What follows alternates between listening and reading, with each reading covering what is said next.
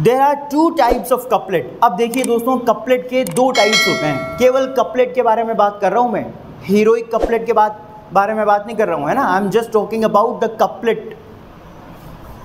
There are two types of couplet. Couplet के केवल दो टाइप्स होते हैं। Number 1 closed couplet and number 2 open और run on couplet. Closed couplet जैसा कि नाम से ही आपको पता लग रहा है, बंद। रन ऑन का मतलब जो कंटिन्यू हो, जो चल रहा हो, ठीक है ना। सबसे पहले देखिए closed couplet. In closed couplet the sense does not continue from one couplet to another but it completes in the same couplet. इसका मीनिंग क्या हुआ, देखिए समझिए भाई। जैसे कि ये दो लाइंस का एक कपलेट है, सपोज कीजिए कि ये दो लाइंस का एक कपलेट है। अब इस कपलेट में जो भी बात कही जा रही है, जो भी सेंस इसमें आपको डिस्क्राइब करके बताया जा रहा है, अगर वो सेंस इस लाइन से यहाँ से शुरू होकर के यहीं पर ख़त्म हो जाए तो उसको तो कहेंगे हम क्लोज्ड कपलेट, बंद कपलेट। मतलब जो बात आप कह रहे हो वो इन दोनों लाइनों में ही ख़त्म हो जाए, यहाँ से शुरू हो और यहाँ पर ख़त्म हो जाए। इसके नीचे दूसरा कपलेट लिखने की नौबत नहीं आनी चाहिए। और अगर आपकी कही हुई बात, जो भी आप सेंस उसमें डिस्क्राइब करने की कोशिश कर रहे हो, अगर वो सेंस यहाँ से यहाँ तक इन दो लाइंस में, यानी कि इस कपलेट में अगर ख़त्म नहीं हुआ, अगर वो कंटिन्यू रहता है नीचे वाले कपलेट में भी, तो फिर ये हो जाएगा रन ऑन कपलेट। समझ गए बात।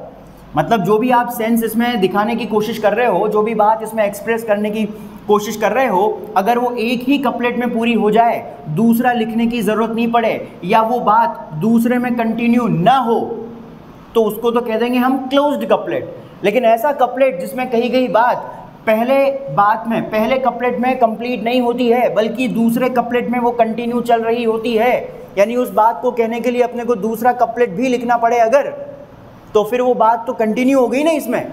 यहाँ पे ख़त्म कहाँ हुई वो, क्लोज्ड कपलेट में तो यही ख़त्म हो गई। लेकिन रन ऑन कपलेट में वो बात यहाँ पर ख़त्म नहीं होती है, बल्कि वो बात दूसरे कपलेट में भी कंटिन्यू रहती है, जारी रहती है। तो ऐसे कपलेट को हम रन ऑन कपलेट कह देंगे।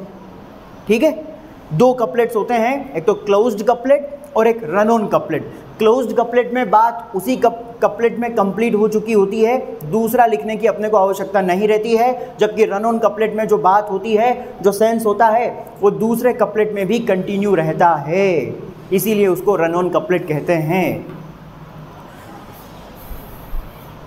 क्लोज्ड कपलेट देखिए भाई, in closed couplet the sense does not continue from one couplet to another. एक क्लोज्ड कपलेट में क्या होता है, जो कही गई जो बात होती है उसका जो सेंस होता है डज नॉट कंटिन्यू, वो कंटिन्यू नहीं रहता है from one couplet to another. ये देखिए भाई, एक कपलेट में ही सारी बात पूरी हो जाएगी, दूसरे कपलेट को लिखने की आवश्यकता नहीं पड़ेगी। ठीक है, but it completes in the same couplet. और जिस कपलेट में वो बात कही जाती है, वो सेंस उसी कपलेट में, सेम कपलेट में कंप्लीट हो जाता है, तो उसको तो हम कहते हैं closed couplet. And number 2 is open और रन ऑन कपलेट। ओपन यानी कि खुला हुआ, रन ऑन यानी कि कंटिन्यू चल रहा जो कपलेट होता है। इन एन ओपन और run on couplet the sense runs on और continues from one couplet to another. जबकि ओपन या रन ऑन कपलेट में क्या होता है, जो सेंस होता है वो सेम कपलेट में कंटिन्यू, मतलब सेम कपलेट में कंप्लीट नहीं होता है, वो दूसरे कपलेट में भी कंटिन्यू चल रहा होता है। यानी उस बात को कहने के लिए अपने को दूसरे कपलेट की भी आवश्यकता पड़ती है। तो जो सेंस होता है वो दूसरे कपलेट में भी कंटिन्यू रहता है, इसी को हम ओपन या रन ऑन कपलेट कहते हैं। ठीक है, तो ये तो हो गया क्लोज्ड कपलेट और ये हो गया ओपन कपलेट बोल दो या रन ऑन कपलेट बोल दो, ये है बात। तो दो तरह के कपलेट्स होते हैं, ध्यान रखिएगा आप। In new classical period the poets wrote in closed couplets. देखिए भाई, अब कुछ जानकारियां यहाँ पर जो है कपलेट से रिलेटेड आपको दी जा रही हैं, और वो कुछ जानकारियों में ये है कि न्यू क्लासिकल पीरियड जो था इंग्लिश लिटरेचर की हिस्ट्री में, उस न्यू क्लासिकल पीरियड में जितने भी अधिकांश जो पोइट्स थे उन्होंने क्लोज्ड कपलेट्स बहुत ज़्यादा लिखे हैं। न्यू क्लासिकल एज में पर्टिकुलरली अगर हम बात करें तो अधिकांश पोइट्स ने क्लोज्ड कपलेट्स बहुत ज़्यादा लिखे हैं। Alexander Pope's couplets are known as standard forms of couplets. और अलेक्जेंडर पोप एक पोइट का नेम है, ये एक पोइट है इंग्लिश लिटरेचर के, अलेक्जेंडर पोप। और नियो क्लासिकल एज को अलेक्जेंडर पोप का एज भी कहा जाता है, ये ध्यान रखिएगा। आपके फर्स्ट ईयर में है नियो क्लासिकल पीरियड, पढ़ना है अपने को। हाँ हाँ अच्छा, चलो अच्छी बात है। तो नियो क्लासिकल पीरियड आपके सिलेबस में है, आपको पढ़ना है। नियो क्लासिकल पीरियड को अलेक्जेंडर पोप का एज भी कहा जाता है, because Alexander Pope is considered to be the representative writer of this particular period, new classical age, है ना। इस एज का रिप्रेजेंटेटिव राइटर होने का श्रेय जो है इन्हें दिया जाता है, या रिप्रेजेंटेटिव राइटर इन्हें माना जाता है न्यू क्लासिकल एज का। तो न्यू क्लासिकल पीरियड में पोइट्स ने सबसे ज़्यादा कौन से कपलेट्स लिखे? Closed couplets. और अलेक्जेंडर पोप के द्वारा इसी पर्टिकुलर एज में, यानी कि न्यू क्लासिकल एज में अलेक्जेंडर पोप के द्वारा लिखे गए जो कपलेट्स थे उन्हें सबसे स्टैंडर्ड फॉर्म का कपलेट कहा जाता है। यानी कि सबसे शानदार कपलेट्स को अगर लिखा है तो ऐसा माना जाता है कि भाई अलेक्जेंडर पोप के द्वारा लिखे गए जो कपलेट्स हैं वो बहुत ही स्टैंडर्ड फॉर्म के हैं, यानी बहुत ही शानदार फॉर्म में उसने कपलेट्स लिखे हैं। और अलेक्जेंडर पोप कौन से एज से बिलोंग करते हैं? न्यू क्लासिकल एज से बिलोंग करते हैं इंग्लिश लिटरेचर में। तो न्यू क्लासिकल एज में क्लोज्ड कपलेट्स सबसे ज़्यादा लिखे गए, और न्यू क्लासिकल एज में भी अलेक्जेंडर पोप के जो कपलेट्स हैं उन्हें स्टैंडर्ड फॉर्म का कपलेट्स माना जाता है, सबसे शानदार। जैसा कि अलेक्जेंडर पोप की एक लाइन नीचे लिखी हुई है, अलेक्जेंडर पोप की एक लाइन जिसका नेम है एन एसे ऑन क्रिटिसिज्म, ये भी आपके फर्स्ट ईयर की पोएम है जहाँ से ये लाइन ली गई है। आपके फर्स्ट ईयर में लास्ट में एक पोएम है an essay on criticism, Alexander pope की, सॉरी जॉन ड्राइडन या अलेक्जेंडर पोप की, जॉन ड्राइडन की होगी शायद, अलेक्जेंडर पोप की है। अलेक्जेंडर पोप की ये पोएम है, तो अलेक्जेंडर पोप की है एन एसे, हाँ अलेक्जेंडर पोप की है एन एसे ऑन क्रिटिसिज्म, तो वहाँ से ये लाइन ली गई है। ये भी एक कपलेट है। क्या लिखा हुआ है इसमें? A little learning is a dangerous thing, drink deep और टेस्ट नोट द पीरियन स्प्रिंग। इसका मतलब ये है दोस्तों, अल्प ज्ञान बड़ा खतरनाक होता है। अ लिटिल नॉलेज यानी कि अल्प ज्ञान जो होता है वो बड़ा खतरनाक होता है। इसीलिए ड्रिंक डीप, इसीलिए अगर या तो आप किसी चीज़ को अगर पढ़ रहे हो, समझ रहे हो, तो उसे या तो गहराई से समझो, ड्रिंक डीप, उसे या तो उसे पूरा पी जाओ, यानी कि या तो उसे बड़ा गहराई से समझो, और टेस्ट नोट द पीरियन स्प्रिंग, या फिर उसे छुओ ही मत। या तो पढ़ो ही मत, और पढ़ रहे हो तो फिर डूब करके पढ़ो तन्मयता से, क्योंकि अल्प ज्ञान बड़ा खतरनाक होता है। A little knowledge is a dangerous thing, इसीलिए ड्रिंक डीप और टेस्ट नॉट द पीरियन स्प्रिंग। इसीलिए तो कहते हैं बहुत सारे टीचर, भाई इससे तो पढ़ी मत, इससे अच्छा तो पढ़ी मत, थोड़ा सा पढ़ने से अच्छा है पूरा पढ़ो, ठीक है। लेकिन बच्चे मानते कहाँ हैं? इधर भी कर लूँ, इधर भी कर लूँ, एक साल में 4 डिग्रियाँ कर लूँ, इधर भी चल जाऊं, उधर भी चल जाऊं, ये भी कर लूं, वो भी कर लूं, साथ के साथ में ये भी चलती रहेगी, साथ के साथ में ये भी चलती रहेगी। सारा विद्वान तुझे ही बनना है भाई, है ना। खैर मजाक वाली बात है, तो ट्रेंड के हिसाब से चलना पड़ता है। लेकिन देखो यार, इंसान का भी एक ट्रेंड होता है, हमारे माइंड का भी एक ट्रेंड होता है ना।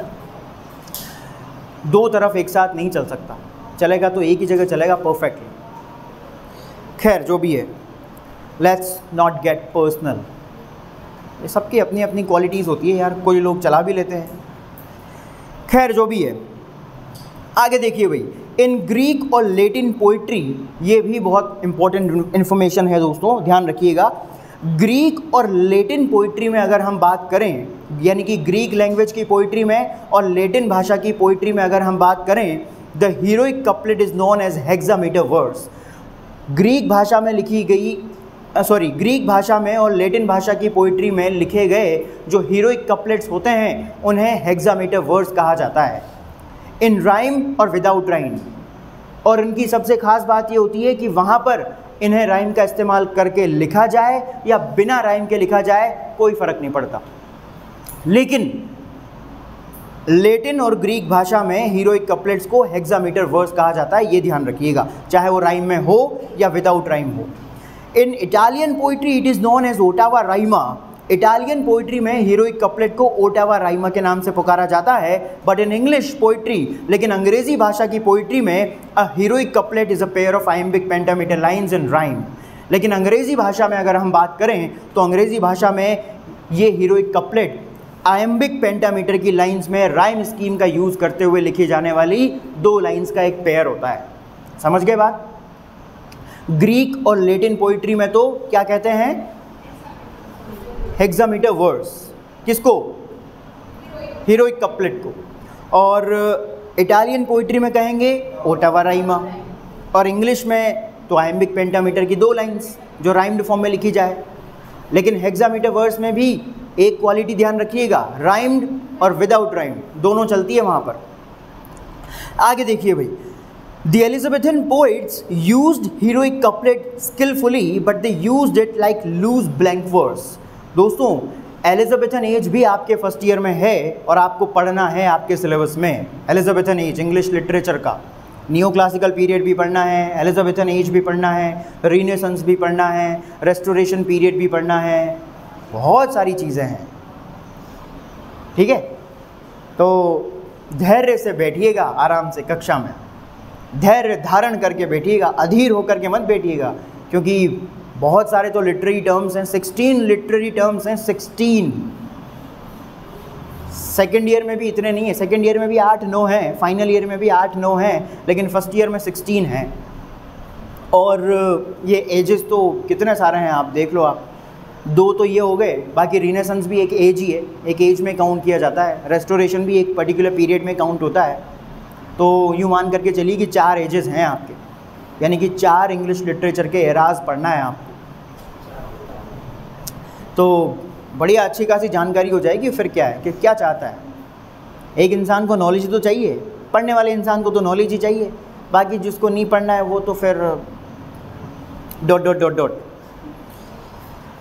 चलिए आगे देखिए, द एलिजाबेथन पोइट्स, जो एलिजाबेथन पोइट्स हैं उन्होंने बहुत ही कुशलता के साथ, स्किलफुली मतलब कुशलता के साथ, बड़ी ही कुशलता के साथ, स्किल का मतलब होता है कौशल, स्किलफुली मतलब कुशलता के साथ, एलिजाबेथन एज के पोइट्स ने बड़ी ही कुशलता के साथ हीरोइक कपलेट्स को अपनी राइटिंग्स में इस्तेमाल किया है दोस्तों।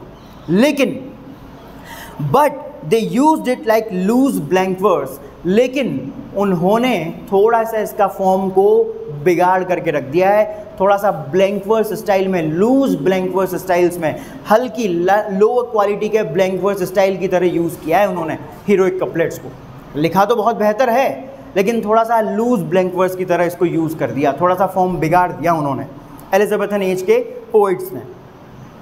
हालांकि in 18th century Dryden, John Dryden, Alexander Pope and doctor Johnson are the fine examples of practitioners of this form.